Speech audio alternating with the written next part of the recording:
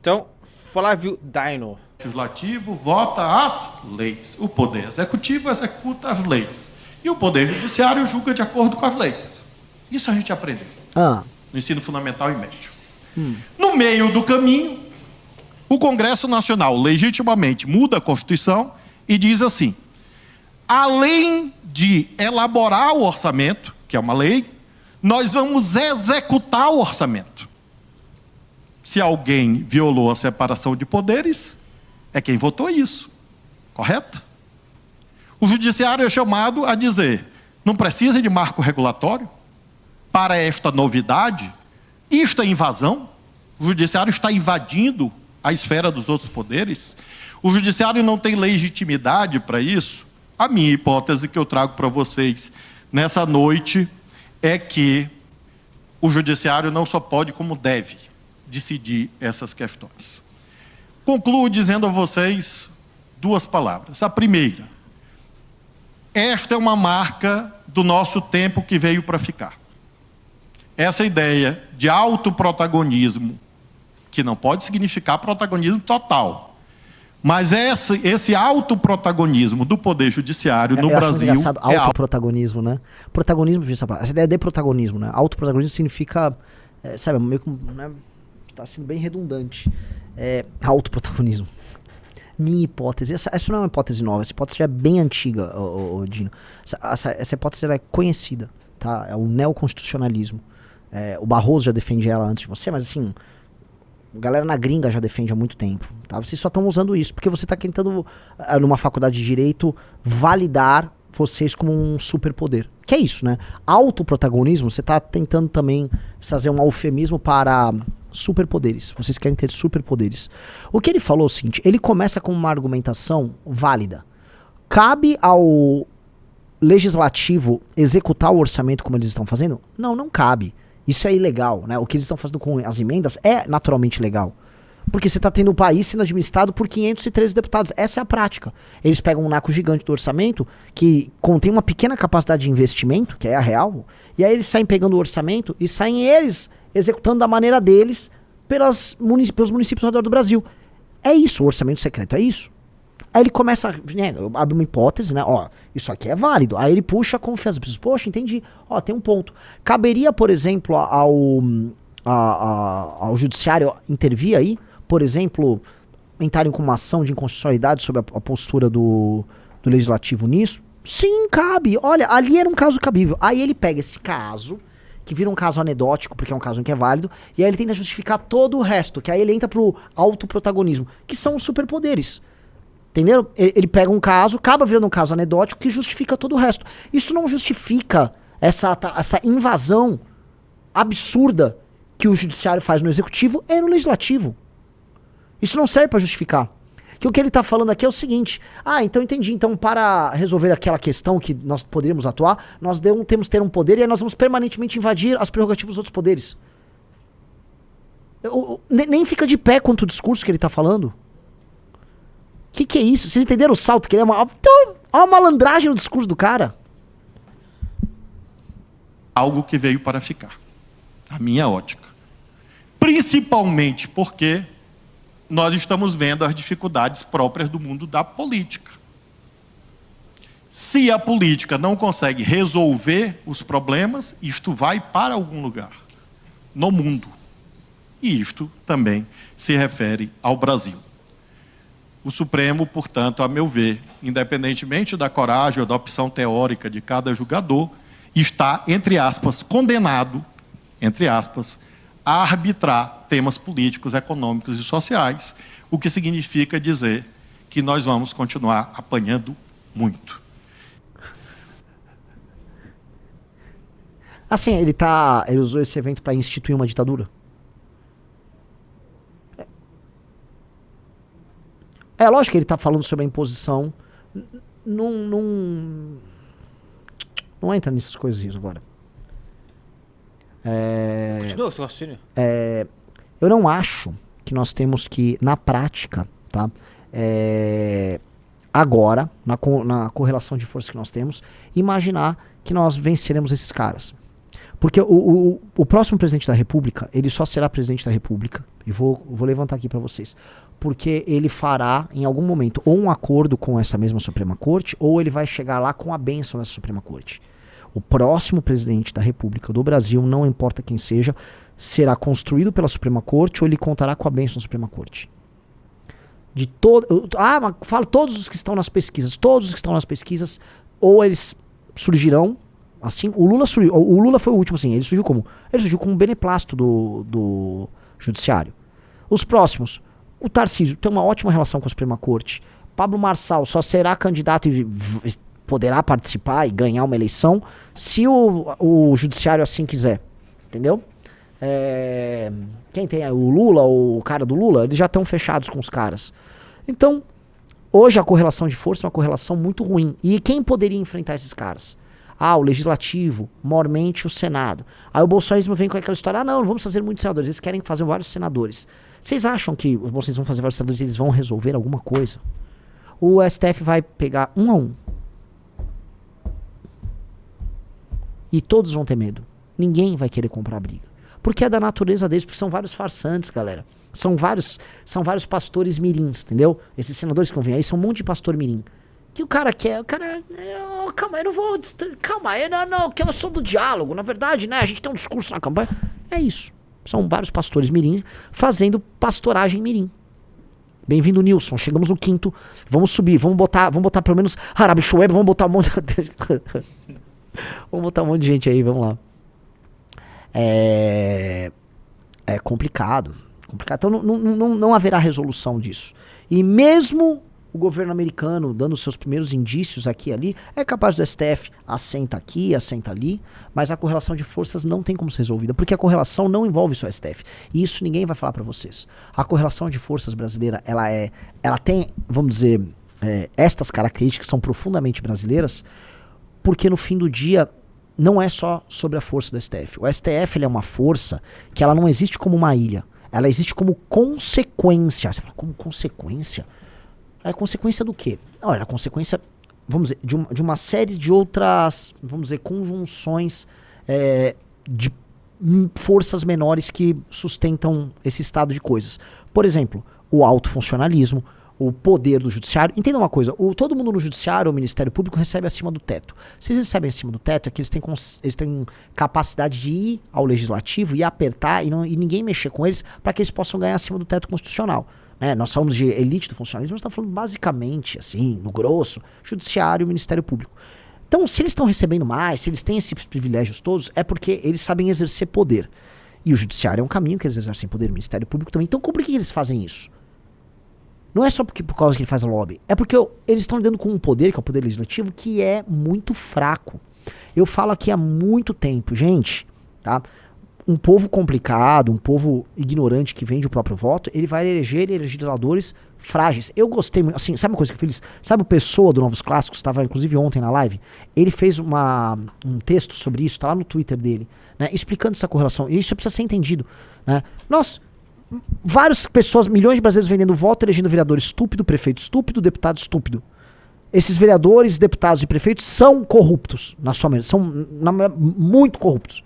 Se eles são corruptos e estão exercendo sua corrupção pra lá e pra cá, eles vão ficar na mão do judiciário. Então, eles não querem briga com ninguém. Então, o judiciário cresce e tem força, porque o legislativo e boa parte do executivo é composto por idiotas. Outros que ganham força no jogo, a burocracia. A burocracia do Estado ganha força. A burocracia do Estado é sempre próximo do judiciário. Todos são burocratas, todos se amarram na hora de buscar o próprio interesse. Então, você tem um bloco que tem muita força. E essa força não é construída porque eles estão enfrentando a direita. Essa força é construída porque eles usam o vácuo de poder dos idiotas. E no fundo, a idiotice do eleitor brasileiro e dos eleitos pelo eleitor, ela gera boa parte desse poder. Então, assim, independente de brigas com o judiciário, brigou com a direita, de Xandão, esses caras vão ter poder, e muito poder. Ou seja, a burocracia, o alto aparato do funcionalismo, STF e tal, vão ter muito poder, porque vai precisar que alguém que não tem o QI de uma ostra resolva questões importantes, dado que os homens públicos no Brasil são mongoloides, eleitos por uma população que vende o voto, uma população que na sua maioria é imoral, que toma decisões profundamente imorais o tempo todo, vende o voto e tal, ou não tem capacidade de discernir o que tá fazendo na hora de votar ou na hora de pressionar uma liderança política, né? O Pessoa botou, ó, esse texto do Pessoa é sensacional, é na linha do que eu tô falando, é muito bom, ó. Ele diz o seguinte, ó, abre aspas, como o Congresso não faz a parte dele, fecha aspas, explica toda a política do Brasil que vivemos hoje. Funciona pela seguinte lógica. Povo pouco inteligente, mal instruído, é obrigado a eleger dezenas de milhares de legisladores. Povo elege legisladores burros, preguiçosos, bandidos sem instrução. Esses legisladores não têm capacidade para cumprir a sua função como um dos 3 poderes e de ativamente criar leis originalmente pensadas em ser a mais importante. Problemas em questões nacionais não são resolvidos como deveriam ser, segundo a teoria da equiparação dos poderes. Sobra para os outros 2 poderes resolverem, o executivo e o judiciário. O executivo tem a sua atuação extremamente restrita pelos outros 2 poderes para evitar que ele fique poderoso demais e consiga subverter a democracia. Só sobrou o judiciário para governar o país, o menos democrático e menos accountable dos poderes, com menor capacidade técnica e com um perfil dos 6 membros menos diversos. Abre parênteses, todos são advogados sem experiência na economia produtiva. É impossível que o Brasil seja bem governado enquanto esse sinogórdio da relação dos poderes permanecer. Qualquer proposta de governo que não leve em conta dificilmente vai servir para muita coisa. É verdade. É verdade. É uma coisa assim, eu fico feliz ele tá falando isso. A gente tá falando isso também, vocês já viram a gente falar. E é ótimo que esse tipo de consenso cria. Igual a gente criou o consenso do Oruan, tem pessoas inteligentes como pessoa escrevendo, o próprio Antum escreve, já viu o Bisotto falar disso, a gente fala, pessoas diferentes vão falando e você vai formando um consenso. E isso é verdade. Então assim, não adianta achar que o Xandão ou o Dino existem porque eles estão enfrentando a direita. Não! Isso já existia antes. Super salário no funcionalismo, super poder da burocracia já existia. Naturalmente a crise, né, que a democracia foi levando, entregaram o estado atual, mas não é só isso. Não é só isso. Não é só isso. O legislativo sempre vai apanhar do judiciário. Ele sempre vai apanhar do judiciário. Porque o legislativo é composto por ladrões, por imbecis, por gente assim, interessada na próxima eleição, no próximo dinheiro, na próxima verba que vai roubar.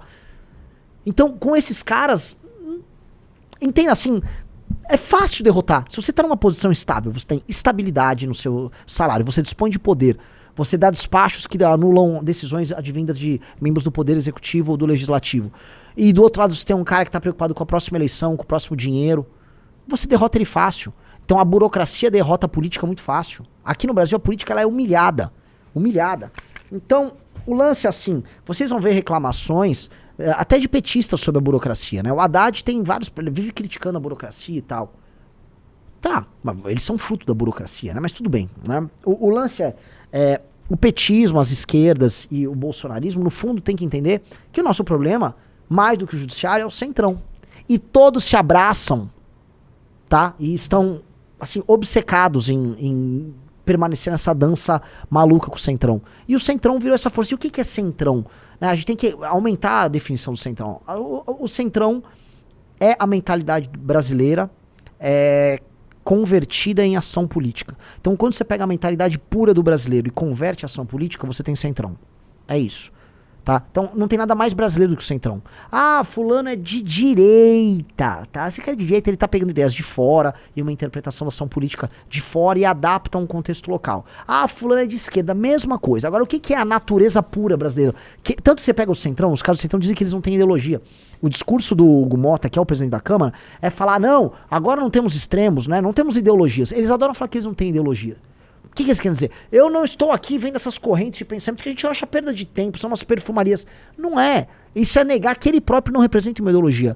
E a ideologia dele é o brasileirismo. Alguns podem chamar, é o patrimonialismo, tal, tá? No fundo é a alma brasileira. O cara do centrão, ele faz coisas de brasileiro. Então não tem nada mais brasileiro ser um cara de centrão. É um cara que não tem posições definidas sobre nada. O brasileiro é assim, né? O brasileiro fala não. Se o Riso falar, eu me enquadro nisso, eu sou brasileiro. Né? Riso fala, Renan, dá uma passada lá em casa hoje. Beleza, a gente vê. Eu poderia falar, não, cara, não, Riso, não vou. É difícil as pessoas falarem não, é ou não é, Riso? Sim. As pessoas não falam não. Quando uma pessoa fala não pra você, você acha que a pessoa é grossa. Né? Repara nisso. Os brasileiros são enrolões, os brasileiros são pouco confiáveis, eles fingem sentimentos positivos e negativos de modo a gerar empatia com os outros. Então, tudo isso. O brasileiro é familista, ele não tem... familista, individualista, ele não tem senso nenhum de comunidade, ele pensa em obter o sucesso rápido a todo custo. Tanto que, lembra do menino pastor, o que ele fala de Deus? Deus tá aí pra te ajudar rápido, Deus vai te ajudar rapidamente, né? Nossa, o Deus do brasileiro, né? É um Deus imediatista. Ele não é o Deus dos calvinistas. O Deus... Eu não tô fazendo pregação calvinista aqui, mas o Deus dos calvinistas é um Deus de longo prazo, né? É um Deus de trabalhar metodicamente, tá? O Deus do pastor Mirim, ele tá, tô aqui, xarabaueba, já vai ficar rico agora, ele vai te entregar agora, o milagre vem agora. Porque todo mundo quer agora, né? Por isso que tem certos livros, eu sempre falo, né? O Raízes do Brasil é um livro obrigatório, mesmo tem alguns defeitos dele e tal. Porque pega essa questão da alma, o aventureiro, nossa colonização feita com a mentalidade do aventureiro, a colonização construída com a ideia não de vir aqui para ter um trabalho metódico, né? Os fundadores, a turma que veio com o Mayflower nos Estados Unidos, os caras que foram lá montar a fazendinha deles, e imaginar que eles vão ter uma vida, né, comunal com aquela comunidade de pessoas que eram perseguidas por conta da sua religião na Europa, eles iam lá e montavam sua comunidade, eles queriam viver aquela comunidade. Não, aqui era, mano, né, correria, tal, pá. A ideia do aventureiro contra o trabalhador, né, essa dicotomia que o Sérgio Buarque de Holanda cria, e aí nós somos aventureiros, ela entra na mentalidade do Brasil. E isso é muito uma mentalidade de curto prazista, de prosperar a despeito dos outros, de querer ostentar e fingir ser mais do que ser. Então você nunca é, essencialmente, dificilmente você encontra uma pessoa brasileira que é autêntica, que ela é verdadeira no que faz. Né? As pessoas estão sempre fingindo ser outras coisas. Elas querem ostentar antes de ter. Né? Tipo o cara que é pobre, né? Pobre, ele já quer ter um iPhone. Ele precisa ter um iPhone correndo, né? Então todo mundo quer parecer muito rápido, vai comprar um monte de coisa falsificada. Não, cara, seja antes de parecer, mas não, né? Aí você não vai fruir os prazeres da vida, a mulher não vai te olhar, você não vai ser bem visto lá pelas pessoas. Não, você tem que rapidamente...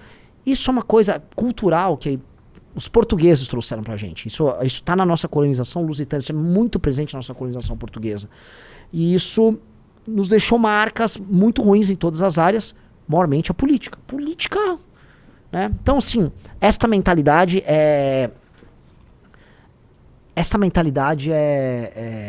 importante de ser combatida. Mas esse é o grande inimigo. Sabe quando você tem um chefão, você vai no videogame, você vai enfrentando, tipo Mortal Kombat, você chegou no Goro. Tinha o Goro, era o Shao Kahn? Qual era o último? Era o Shao Kahn? Era o Shao Kahn, né? Tinha o Goro e o Shao Kahn. É Mortal Kombat, mas o Goro também. Não, Bison é Street Fighter. Então o Centrão é o grande inimigo. E lembre-se uma coisa, o Judiciário é Centrão. Que? O Judiciário é Centrão? Sim. O Judiciário é Centrão com uma tendência progressista. Ele é um centrão de viés progressista. O Judiciário é um centrão de viés progressista. E o Legislativo é um centrão de viés conservador. E por quê? Por quê? Porque ambos são centrão. O centrão do Judiciário, como ele tá mais no topo da pirâmide social, e também ele tá naquela borda, na curva da inteligência, né? Chama de queixo, não quiser. Então, ele tende a ser progressista. Ele vive a universidade, porque passando um concurso ele teve que ter feito a universidade. Então, ele vai se endereçar para a esquerda progressista. Já o político do centrão, ele vai ficar mais com o povo. Então, ele vai ser mais conservador. Entendeu? Então, o centrão na política, ele é de viés conservador. E o centrão no judiciário, ele é de viés progressista. Ambos são centrão. Ambos são centrão. Então, você não vai derrotar o centrão do judiciário sem derrotar o centrão como um todo. E o centrão como um todo é basicamente todo o sistema político brasileiro. E é basicamente a alma brasileira. E essa alma precisa de reforma. A alma brasileira precisa ser reformada. E aí é um problema, porque a gente tá falando assim, você tá apresentando um esquerdista, que o esquerdista fala que, né, você tem que alterar a cultura, Cara, na nossa cultura tem os elementos que respondem ao problema. Nossa cultura não é de todo ruim, nossa cultura tem muita coisa boa. Não é que nós somos um lixo que precisamos ser resolvido. Tem certas coisas que é quase jogar no lixo, mas tem muita coisa que você pode usar como um elemento aristocrático que tem. Porque assim, esse aventureiro ambicionava ser um aristocrata também. Todo mundo queria ser um senhor. E o aristocrata, antes de tudo, é aquele que é responsável de maneira positiva pela comunidade. Um bom líder é um aristocrata. As pessoas estão à procura de nobreza. As pessoas procuraram no Bolsonaro essa nobreza que ele não tinha. Né? Então, as pessoas querem isso. E já existiu na história brasileira. O brasileiro já teve lideranças realmente boas no passado. E o próprio processo de formação do território brasileiro contou com homens e mulheres acima da média. A história brasileira é cheia de aristocratas. A gente pode citar desde os bandeirantes a homens como o Henrique Dias. Depois vejam a história do Henrique Dias. O Paulo Cruz já contou em live, tá? O líder de um exército de escravos libertos que participou da Batalha de Guararapes, que perdeu uma mão ou um braço no campo de batalha. E falou, o rei de Portugal, nós vamos derrotar os holandeses, eu só quero que ele me liberte meus soldados e tal. Mesmo quando fizeram uma trégua com os holandeses, o cara foi pra cima. Nunca, assim, esse é um herói nacional. Nós temos heróis nacionais aí, figuras que, assim, são valorosas aos montes, mas a gente esquece eles e a gente quer os marçais. E imagina o seguinte, em algum lugar no passado, um monte de Pablo Marçal e Pastor Mirim venceu. Vocês entenderam? Em algum lugar no nosso passado, nós deixamos que os marçais e os pastores mirins vencessem. E aí, ao vencer, nós achamos que nós somos uma merda, mas nós não somos. Porque nós não teríamos construído o nosso território do tamanho que ele tem. Nós não teríamos levado a nossa língua para um território tão grande se nós fôssemos um país de marçais e pastores mirins. Então, assim, nós não fomos só marçais e pastores mirins. Senão nós seríamos uma republiqueta qualquer na América do Sul. Uma tranqueira qualquer. Algum momento não foi só um bando de Pablo Marçal. Eu só peço pra vocês entenderem isso. Não foi só isso. Não foi só isso. Porque se nós só... beleza, aqui é um lugar de Pablo Marçal. Gente, secessão, cada um corre pra um lado, tá? E vocês não gostou, vai pra outro país, vai pra outro lugar. Porque é isso, entendeu? Falo assim, de maneira expressa, bem clara pra vocês. Se não, entendeu? É porque alguma coisa especial já foi feita por algumas pessoas especiais. E assim, essas pessoas especiais existiram. Existiram homens e mulheres incríveis que fizeram coisas incríveis na história do Brasil. Tá? Tem uma história, deixa eu comentar um negócio. Assim, meu irmão tá produzindo isso com um amigo nosso, Gabriel Calamari. Tá? Eles querem produzir filme. Sabe que é a história de uma mulher que na guerra São Paulo contra o criminoso Getúlio Vargas, da Revolução Constitucionalista de 32, uma moça italiana, migrante italiana, mulher chamada Maria, o irmão dela participou na guerra, o irmão dela morreu em campo de batalha. Ela se alistou meio como se fosse homem, meio que disfarçada ali, participou de batalhas no campo de batalha, foi pro pau, atuou na guerra. Isso aqui é uma história. Isso aqui é uma história. Porra, olha essa mulher. Isso aqui é uma história sensacional. Essa mulher... as pessoas tinham que contar em verso de prosa a história dela. Meu irmão e o Calamari querem fazer o filme dela. E eles estão desenvolvendo agora uma HQ premium, aquelas super HQs, assim, que a gente devia ler e as pessoas deviam conhecer, vocês tinham que dar de presente essa HQ para as pessoas. Eu tô pensando assim, como desenvolver isso pela editora da Valete. Sabe? Olha que história, olha que mulher braba. Quem é essa mulher? Imigrante, uma imigrante italiana, pobre, perdeu o irmão na guerra, compra os valores da guerra, participa da guerra. Ela é conhecida, houve essa história, o pessoal lá da região do Riso, do Vale do Paraíba, conhece ela. Foi uma heroína de guerra. Nós temos muitos heróis aqui na história do Brasil, muitas pessoas valorosas. Mas a gente escolheu não eles, nós escolhemos os Pablos Marçais, nós escolhemos os pastores mirins, nós caímos no truque. Né? Nós também. Citar Maria Quitéria.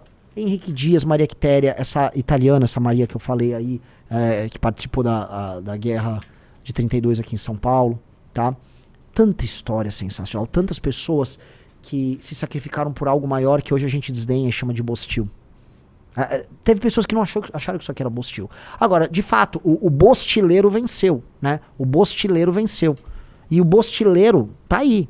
E o bostileiro tá ocupando a presidência da Câmara, o bostileiro ocupa a presidência do Senado, o bostileiro tá na presidência da República, o bostileiro ocupa a maior parte dos governos nas câmaras municipais, o bostileiro tá no Legislativo, tá no Judiciário, o bostileiro tá aí por todos os cantos, né?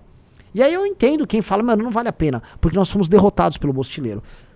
Concordo, o bostileiro venceu. O que eu tô propondo vamos tentar derrotar o bostileiro? Que eu concordo, se a gente tentar, e vai dando murro de pão, vê que não tem jeito, porque assim, eu também não sou otário. Se eu sinto que eu tô devotando uma vida a uma causa inútil, pô, eu só vivo uma vez. Eu vou declarar derrota. Não tem problema nenhum. Eu fico igual o Michael Scott no... Tenta achar essa cena do The Office.